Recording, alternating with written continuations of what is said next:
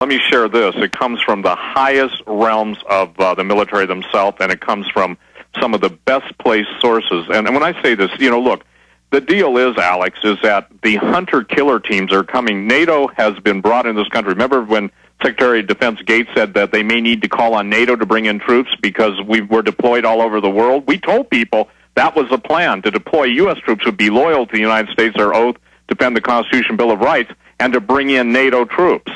There are agencies that specifically do nothing but literally monitor the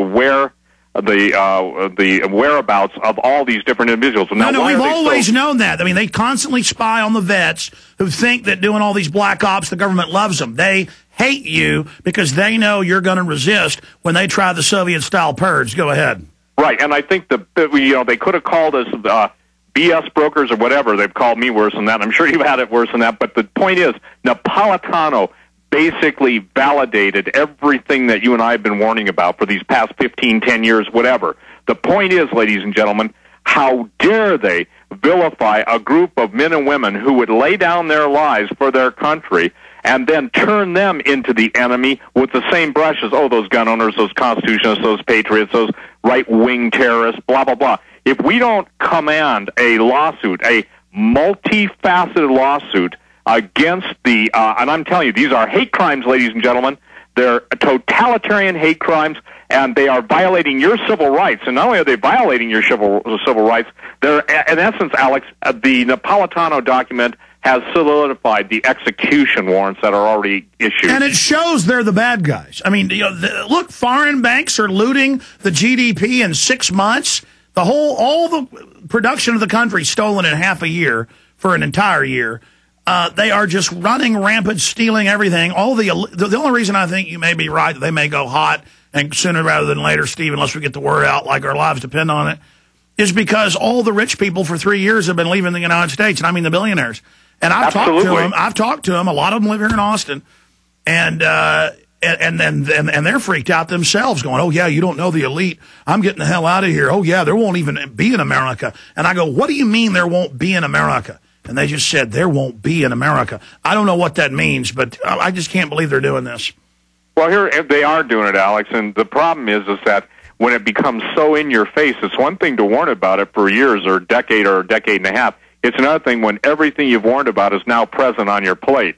Now, also, the feds are going to tell the military and law enforcement people to send their families to so-called safe zones. And they're going to say that we're killing... Steve, this is key, and I've always had this thought and researched it, and I always forget to say it on air. They're going to kill some of the select police and military. I just differ on how many with you, and then blame it on us. Sorry, go ahead. Absolutely. And that's the nature of my orange alert that's going up on my website today, or maybe up tomorrow. But here's the deal. Understand this, Alex. The military and law enforcement are going to be promised the protection of their families, okay? And then their family members are going to be used as a lever to get them to comply with the illegal orders to kill U.S. citizens and round them up and send them to camps. And children. See, remember we were breaking the info about all these kids are going to be locked down in schools and moved to safe zones? You would do anything to keep your family alive, wouldn't you? And I remember you saying that 12, 13 years ago, myself reporting it. Then we got sent footage from places like Missouri and the Ozarks where they'd load the elementary up with their hands up on buses without telling them where they were going, take them to a FEMA camp, and then call the parents and say, you've got to come here to pick them up. And it was an admitted drill. And now the news admits during the collapse of society, they are going to have the military and police, quote, move in to defended camps for themselves.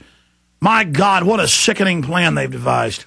Well, this is, I think the word sickening, satanic, diabolic, Luciferian wickedness. Now, Jesus said, and Alex, I'm quoting Jesus because when he tells it like it is, you don't have to question it like it is. He said, there's never been a time like it in history, nor would be again. And I got to tell you, that upsets me when I... Even worse than the days of Noah. Absolutely. And the thing that I think that people need to recognize right now is that, look, their hopes, their dreams, their future, their earning capacity, everything that they've worked hard for all their life has been literally taken away from them by the very people that are now using the media and the mouthpieces and the vomit-brokering whores to vilify us. And remember, they identify, they vilify, they nullify, and now they destroy. And so what I'm telling people, I could not be more serious. the lateness of the hour demands that people become active. They can't let Alex Jones do it. They can't let Steve Quayle do it. They can't let whoever their favorite or non-favorite talk radio show, they have to do it. And see, again, well, the idea is, listen, they can even tell the level of resistance by how many people complain. Do you follow me? See, yes. If only a million people complain, they go, that's a piece of cake. They're testing our defenses. They're testing our picket line. You got it. Thank you. That's what I was trying to say. That's what I'm trying to say. So they're testing the picket line. Now, here's one thing that everyone can take great hope in. The thing is that there is a promise, and there are promises that they that know the living God shall be strong and do exploits. There are amazing people, Alex, still in the military. There are amazing people. Not all of them are sold out to the devil. But the problem is, and this is the big issue, I have been told by top-level military brass that literally the U.S. military assets are going to basically be left in Europe so that the Luciferians, and let me share this with you, the whole private Hessian army thing is all based on the fact that all the money has been diverted from the regular military. Notice their budgets are being cut. But isn't it amazing that multi-billion-dollar contracts are being given to defense contractors, i.e. Blackwater Now Z, and also... Oh, no, there's been major news articles written. There's been major articles written about how all these big companies have hired their own armies or produced their own armies. They've been getting ready for a siege mode for decades, hardening their corporate and government facilities to literally shut the economy down in a Great Depression. But now we're not agrarian, we're not rural, so that's their main weapon is just shutting everything off. Go ahead. Absolutely. And again, the situation is that, listen, if you're taking assets that should be used to defend the country, and see, this is what I wish the military would understand, especially those who still love this country. They basically, a lot of the multi-star generals and stuff that have gone into retirement or forced into retirement, etc., they basically are not aware of the degree of subterfuge on the international financial scene. I have contacts, Alex, in both Beijing and Hong Kong, and they tell me point blank, and you can't get any better connected, that most of the bailout money is being sent overseas to buy commodities. Then a big story comes on that China's buying all the copper they can. China knows what's getting ready to happen. The United States, which has been one of the most amazing producing countries in the world, we've exported in the good days, we exported food, we exported our technology, we exported things that could help people's lives be better. Then the greed monsters from hell show up, and they decide, hey, we're not done just plundering the United States. We got to plunder the planet. And it's planetary plundering on a demonic, supernatural, Luciferian level that's taking place. And the people, what I watched, let me jump to 60 Minutes. What I watched, the common theme of all the people that lost half their retirement or all their retirement, they were too busy to pay attention, Alex. They were too busy to pay attention to their future, to their finances, because they let somebody else do it. Do you hear what I'm saying? If yes. People look to you and I to be the only guys to do it, that's why you've got to copy, ladies and gentlemen. You're right. You've got to do everything you can do. Those of you in the military that are given an unlawful and an unconstitutional order, at the time it's given, that's the point you have to deal with it. And I'll let the imaginations of those. Getting back to somebody who said, why Special Forces, Delta, all the guys that have specialized training? Because they can teach others. And this is the thing, Alex.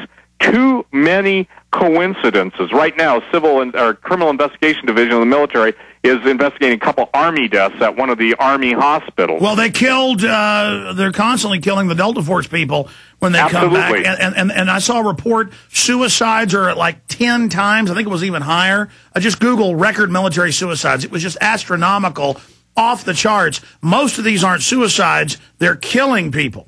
Absolutely. And isn't there a big story by Seymour Hersh about a former high-level U.S. vice president that was heading up the hit squads? Absolutely. And so, ladies and gentlemen, here's the thing.